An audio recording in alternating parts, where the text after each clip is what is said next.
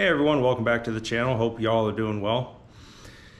Well, today's the day that I'm gonna get up close and personal with Natasha. She's very dirty underneath. I got under there, started pulling stuff out. I was like, yeah, it's kind of the point of the video, so I had to stop. I'm looking forward to it as much as I'm not looking forward to it. I was doing a little assessment, pulled out the floor mats, and noticed my floor is a little bit damp from the other day, so a little bit of water must have got through the plug, which is okay. I'll go ahead and just clean up the floor mats. I have these Husky liners, and then I'll just leave them out. So I have her up on ramps right now, just so it's easier for me to get underneath and inspect and pressure wash. One safety tip I always like to do, I always put wheel chocks in front of the, whichever tires, just to be extra safe. So we're gonna get underneath here in a minute and look around, see what's still hanging in there. This was some of the stuff I had already started picking out. It's not a whole lot, but this is that stick that was stuck in my skid plate. All right, so just as an example, this is the driver's side rear axle. We got some debris that came home with us. Some funk that whatever's still there when we take the wheels off, you'll understand. But if you look at all the brakes, all that crap stuck up in there, that's why you want to, might look good from the outside, but it's always a good idea to get under here and see exactly what you're working with. So we're going to start there from about the B pillar to the rear bumper. We're going to go ahead and get that pressure washed, see what it's looking like, see if anything looks broken or out of place, and then we'll go ahead and do the same thing into the front.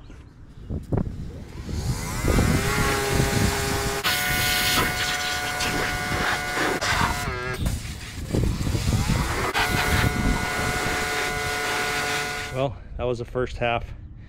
It's not absolutely perfect, but there's a lot less junk under there than there was. You can see just a bunch of junk.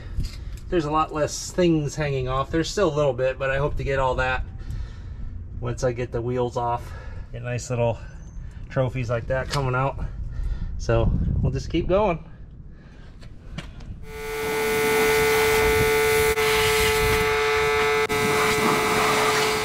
That takes care of underneath. Gonna go ahead and pull the Jeep back so we can get a good view of all the leftovers from our trail ride the other day. So here's all the crud. It's not that bad. I did an initial cleanup at a local car wash. I try not to get any of the really nasty stuff because I don't want to be that guy, but it's not too bad. Pressure wash all this off when I get all done. This is what I use for my GoPro.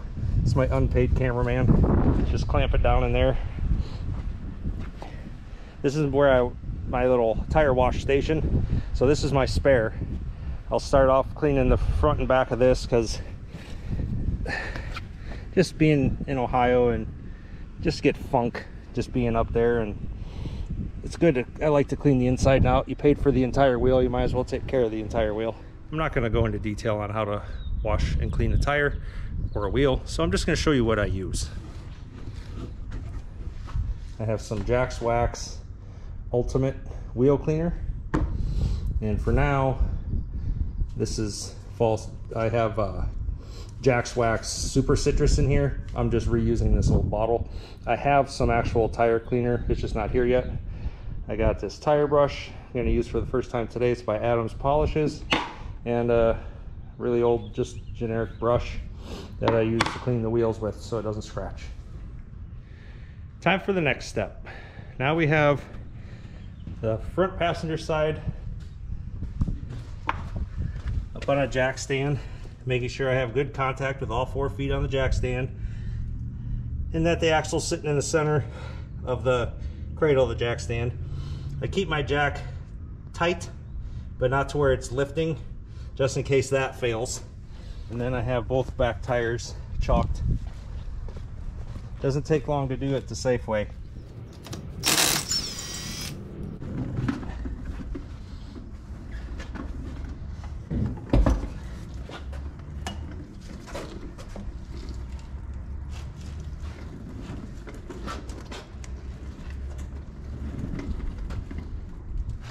So after 2 pressure washes, now that I finally have the wheel and tire off, it's not that bad, but I still definitely want to make sure I get it cleaned up. And then it's also a good time to put some grease in my tie rod and my drag link greasable fittings. Just kind of do an overall visual. We'll get it cleaned up a little bit, and then my wheel, get all that mud and crap that's in there, we'll get that all cleaned up to where I have a bronze paint job again.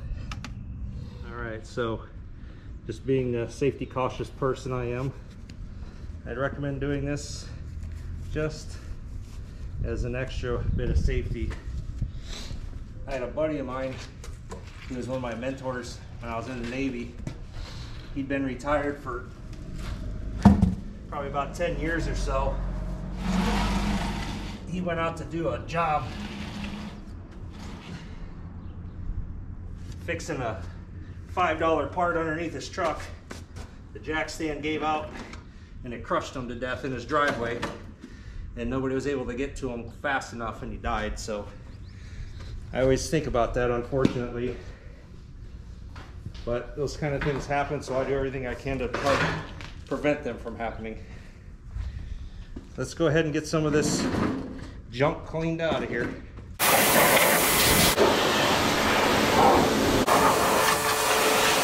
I don't know if it showed up on camera or not, but there was quite a bit of stuff coming up from the dust shield and through the calipers and stuff, and a couple other places. So my next step is to, since I have the wheel and tire out, I'm just going to go ahead and clean the fender liner and put a little bit of elbow grease in that area, not too much. And once I get all that done, I will turn the wheel so I can grease those tie rod and drag link fittings.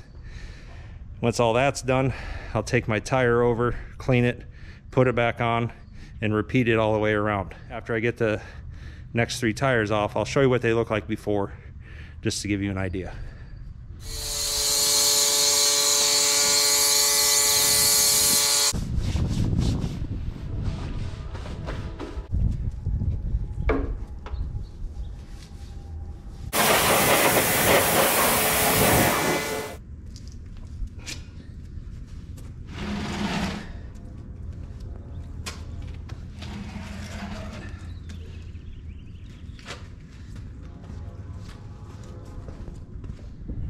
See all that purple in there?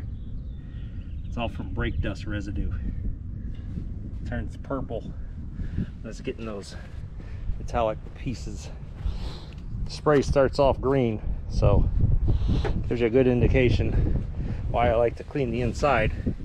Get all that crud out of there. And we have bronze wheels again. That stuff really does work well. Now, another good thing I like to do when I'm doing all this is assess for any kind of damage to the wheel.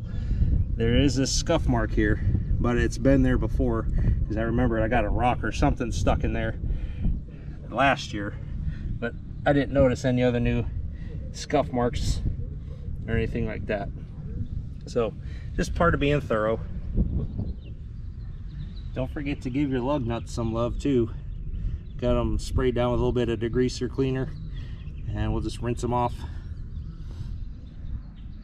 Another thing I like to do before I put the tire back on, any torque marks that are visible, that was a great time to start checking them, because it's so much easier when you don't have wheels and tires in the way. Now I'm just going to hit these grease fittings up real quick, and then my front long arms have greasable fittings, and then we'll put it all back together. I've always been told it's a good idea to do this after off-roading in a lot of water or mud. Try to push some of the crap out.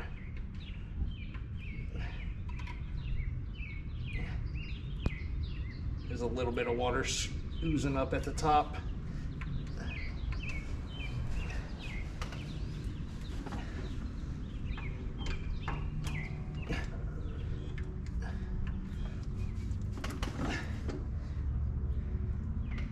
That should do it.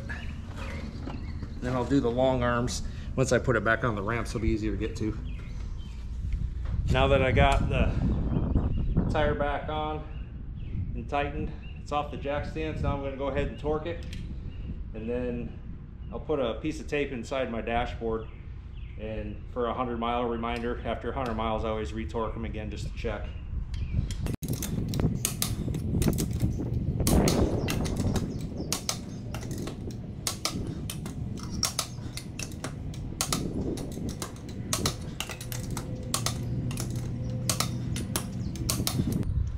So that's one corner, 3 to go. We got the driver's side front. Just a little bit of stuff hanging off, nothing too bad. Not needed, so we'll get rid of it. Back side of the brake caliper's got quite a bit of hitchhikers on it, but I'll peel all that stuff off. And another gross, disgusting wheel that we're gonna clean up. But so far I haven't found anything wrong. All my marks are still lining up, so we'll get this side cleaned up and see what we see. While I was out here cleaning, the new tire and rubber cleaner from Adam showed up, so we're gonna give that a try. That Super Citrus from Jack's Wax, this spare tire was just thrashed, and this thing looks beautiful, so it's got some competition now. Now we are working on the driver's side rear. It's not too bad. I was definitely expecting worse. There's some junk piled up there and over there a little bit, but overall not too bad, which I'm not complaining about. A little bit of junk back there, but nothing major. And of course, just like the other ones, the wheels are disgustingly coated with mud, but we will remedy that. All right, we're on the 4th and final corner, passenger rear. Not too bad. Oh, grossness there. A little bit of crap there. Nothing too bad though.